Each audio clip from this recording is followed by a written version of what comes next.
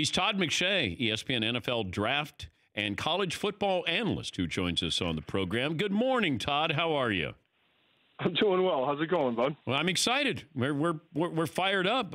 We got the holidays. Well, no, your mock draft. Oh, okay. Good. Yeah. Wait, you don't sound excited about your mock draft. No, I love it. Okay, what goes into compiling the mock draft? Good question. I start in May. May and June, I spend evaluating players, watching tape, then start the rankings, and then through the season, get to that point. And then, in the last couple of weeks, start looking at, all right, what do teams need? Obviously, what's the draft order? And then what do the teams need? And then try to put the pieces together like a puzzle. And it's easier now because people can't scrutinize me or don't scrutinize me as much as they do in about 3 months from now. But are you factoring in also what you think the teams will do and your opinion of what they'll do? Or is this just based off need, this is what I think they're going to do? It's a little bit of both, honestly. It's a little bit of both. The closer I get to the draft, then I start calling teams. I'm not going to bother a GM right now with, hey, what are you thinking? Where are you looking? And those sorts of things. But I think it's fairly obvious. Like the Bengals they need a quarterback, but they have a tough decision to make if they take Chase Young, the Ohio State defensive end, over Joe Burrow at the quarterback position. So those sorts of things kind of play out throughout the process. Okay, let me ask you this then. If you're the Bengals, if you're running the Bengals, do you take Joe Burrow or Chase Young? This is a brutal question, and I'm going to give you the honest answer. I would take Chase Young, and it's almost never that I would say that. You look at the last 2 years, for example. There are, I think 8 quarterbacks that were taken in the first round. I think 2 of them that you feel great about that are going to be really good starters in the league for a long, long time. Chase Young would be one of the biggest shocks of my scouting career, 20 years, if he didn't turn out to be a very, very high-end player.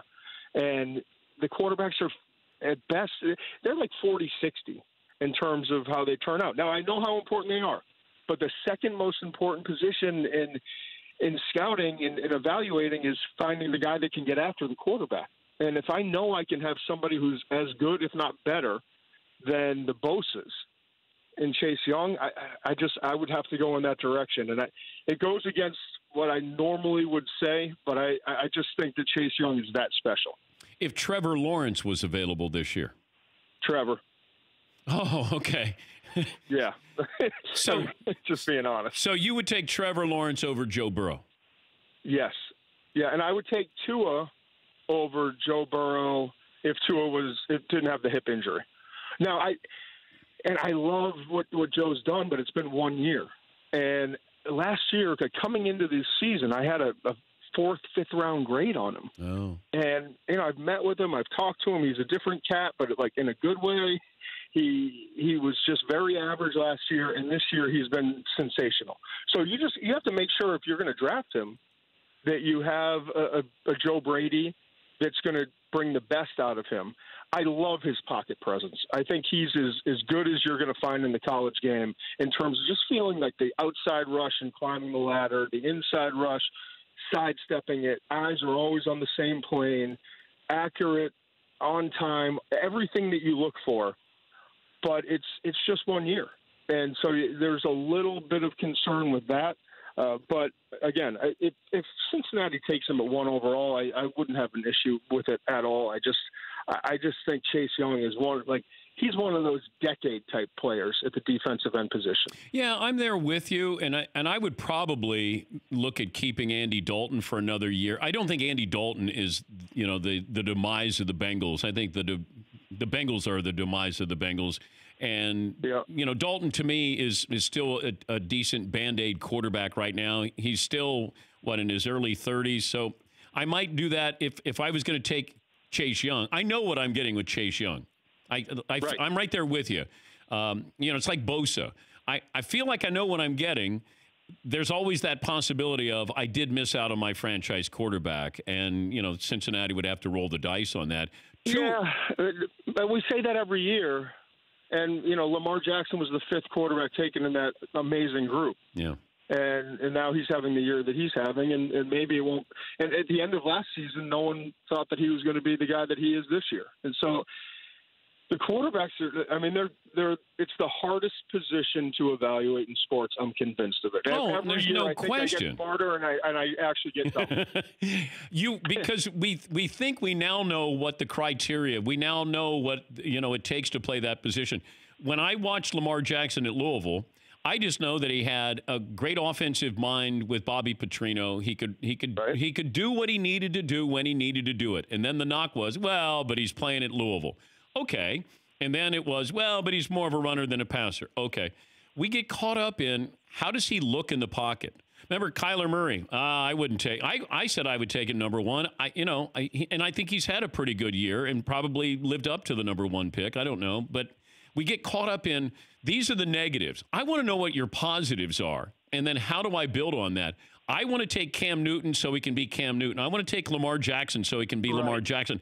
We tend to put him into our system. You got to be this guy in this system, and I think that's where a lot of these teams make mistakes.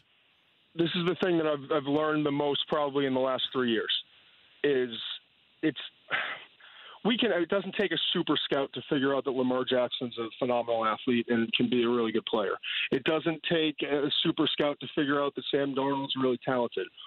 But the issue is always when they get to the NFL, who are they paired up with? Yeah. Who's coaching them? And look, even if you go back and talk to John Harbaugh, and like the difference from year one to year two with Lamar, like that's been the whole thing. They realize, we can't do it our way. Let's do it his way. Yep. And his way may work, and it has worked. And the same thing with Bill O'Brien and Deshaun Watson. They changed the verbiage. Make it faster. Let's get quicker. The NFL is trickling up, I guess, if you will, from the college level. And the college game is becoming the NFL game, and NFL coaches are having to figure out, we can't do it the old way. The Eli Mannings, unfortunately, as phenomenal as he was, and the Super Bowls and everything else, that's not going to work for very long. We need a mobile quarterback. We need to play fast. We need to play different. It's a different game now, and I think you're seeing that in terms of the evaluation process as well. He's Todd McShay, ESPN NFL draft analyst. More questions about Tua or Justin Herbert? Well, Tua's, I don't want to say simple, but Tua's you make the football evaluation, and then you have to rely on the medical. And it's so frustrating because he's such a good player. And I don't know if you've spent any time with him. Yeah. He's an even better dude. I mean, this guy, he loves the game. He does everything the right way. He loves his family. He's just everything that you want in a son, if you will. But now you got two ankle injuries. You've got a knee injury, and most importantly, the hip injury. And he's not going to be able to walk for almost 2.5 more months. So you just don't know. It's going to start with the combine medical, and then it'll be the combine recheck, which is usually the first week in April. And then every team that has any interest in him in the first 15, 20 picks is going to send their whole medical staff out there and evaluate him. I think from a football standpoint, he would be the first overall pick in this draft. The Bengals would take him. That would be my opinion. If he was healthy. If he was completely healthy. But it really comes down to where he is, not only for year one in terms of the recovery, but is this something, and I've heard different stories from different medical people, but is this something that's going to be re-aggravated and become a career problem where 3-4 years down the road we lost the guy that we spent the number one overall pick on. So that one's trickier. Justin Herbert is more of the football evaluation is the tough part because he's big, he's strong, he can run, he has a big time arm. He's a lot like Josh Allen with the Bills when Josh was coming out of Wyoming. He's very smart, but he's very introverted. He's kind of the opposite of what you think of when a quarterback walks into the room. And I think NFL teams are going to struggle with that. Any other quarterbacks dipping into the top or first round? Jake Fromm is the smartest quarterback I've been around in a long time, the Georgia quarterback. Yeah. He has physical limitations, but he's the type of guy that overcomes it. Jacob Eason needs another year. He was he was the starter, and then he got injured, and Fromm beat him out of Georgia, and then he transferred to Washington. Eason probably, if he decides to come out early, he's the most physically gifted quarterback in this class in terms of just pure arm talent. But I really think he needs another year at Washington. Aside from Cincinnati and Miami, who will definitely draft a quarterback? Definitely. The Lions could. They're sitting right now at like 5 in that range. Jacksonville, I wouldn't rule out. Chargers? What's Carolina going to do? What are the Chargers going to do? What's going on with John Gruden and Carr? There are a lot of teams that are interesting this year, more so than normal. I feel like the last few years we've had more quarterbacks than we've had teams in the top 10 that have needed them.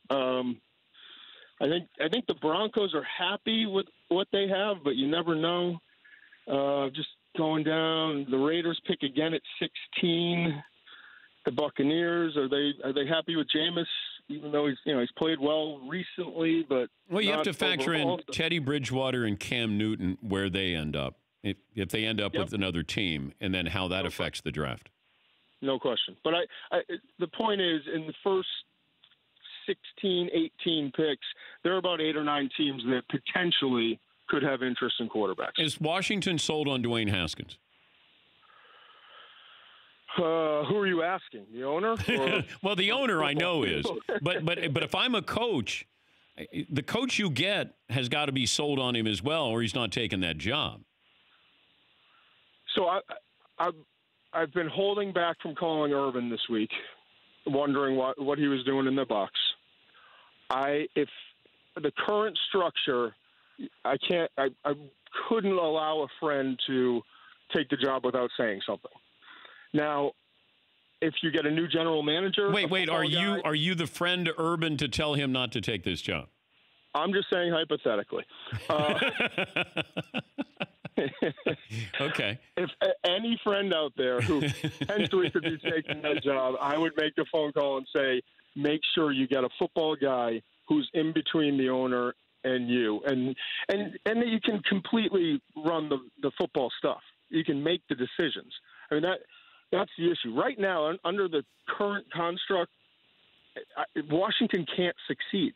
They need Daniel Snyder to take a step back. They need to hire a general manager that knows football and can evaluate players, and then they need a coach who can, take those players and develop them. Would you rather coach Washington or Dallas? Dallas. Yeah. Yeah, between those two, I'd rather coach Carolina, I think, than I would Dallas. But, I'd rather coach any team I'd rather coach 31 other teams. Let's put it that way. Washington? Than Washington right now. Yeah, Don't sugarcoat it. I won't. Okay. Hey, Todd, great to talk to you, and Merry Christmas, and thanks for the mock draft. All right, Dan. That's Todd McShay, ESPN NFL draft analyst there. For more Dan Patrick Show, tune into Audience Channel 239 on DirecTV. Stream for free on BR Live or download the Dan Patrick Show app.